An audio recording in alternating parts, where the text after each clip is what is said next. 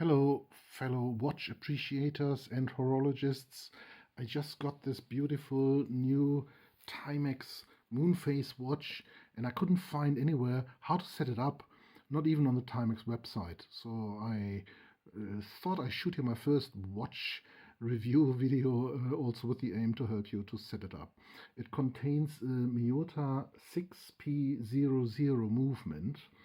And you can look this up. The manuals are on the internet, but why not do it here with the video? And there's a setting procedure: day, hour, minute, and second. And so the day is set first by pulling the crown out to the second position, which stops the second hand.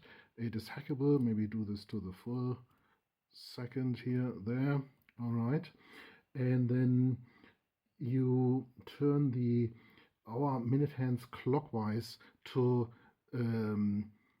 set the day first. Now I'm not going to do it because it will take forever as I have to do a full revolution, right? But if you turn it clockwise, then you get the correct day set on this subdial here.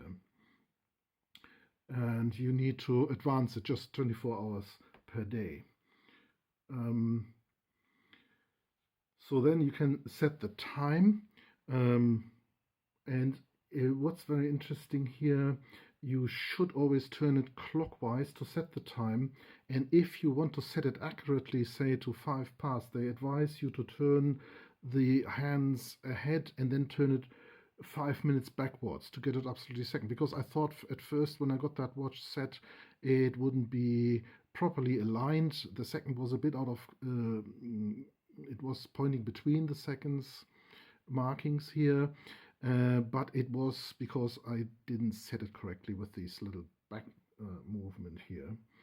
And then you, of course, will need some signal here to get it going. So let's just assume we've done it. Also, what they recommend here for the moon, yeah, we come to that later here, because you should not set the month here with this pusher whilst it's in this range here from the 26th. So that is today. I'll show you that in a moment. But first, the moon phase setting, that is by putting the crown out to the first position and you turn it clockwise here to set the moon. Now this can be done, right? We just had a full moon. And they want you to set it a bit in advance, right? So if I set this now correctly to the moon, it should be this day in advance, right? So that was that. And you need to get the information somewhere what the age of the moon is. There are plenty of apps, so like you can just look it up on the internet. And so then the next thing is to turn it counterclockwise here, and you see now this subdial moving. This is the day indicator, and if you want to set up the month, you need to set that counterclockwise out of the range. So it needs to be out of the range between 26 and 31, so not in the range between 26 and 31. So let's say that is the date, then you can use that pusher here, which is quite prominent here for this function. Then you can set it here, and you see now that subdial here moves, and you can set the month, right? So that is how you set this watch up. All right, I have to say I was looking for a moon phase watch for a long time, and they are either really expensive or the designs also are like in a Baroque fashion with Roman numerals and lots of surface detail and lots of strange dials and calendar bits everywhere. And to find a modernist one like this, that was a real revelation, because that was what I had in my mind, to have a moon watch, a moon phase watch.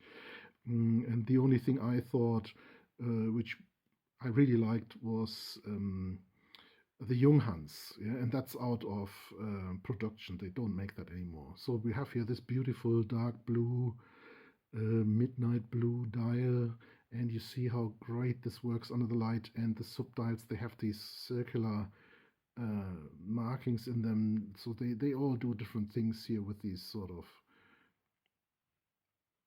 reflections and how the light plays on them. And I think it's a fantastic watch. The bracelet is also really good, like a Jubilee bracelet. I like myself a Jubilee.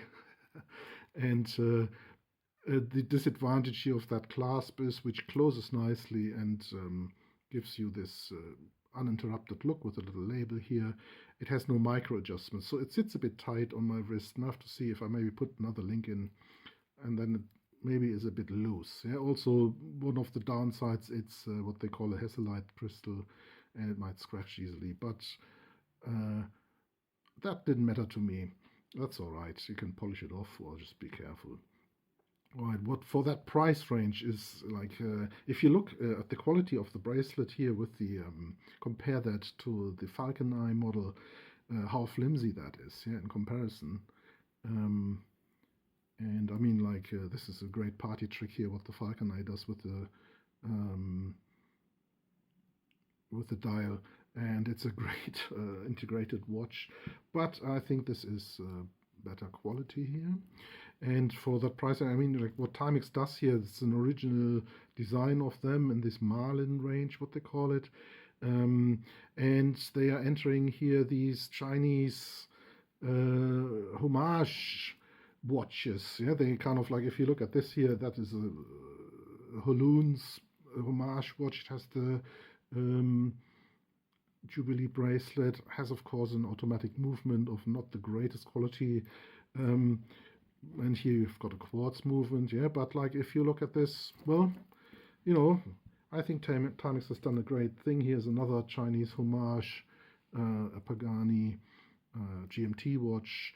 You get, of course, here from the Chinese, you get, I don't know, maybe a bit more for your money.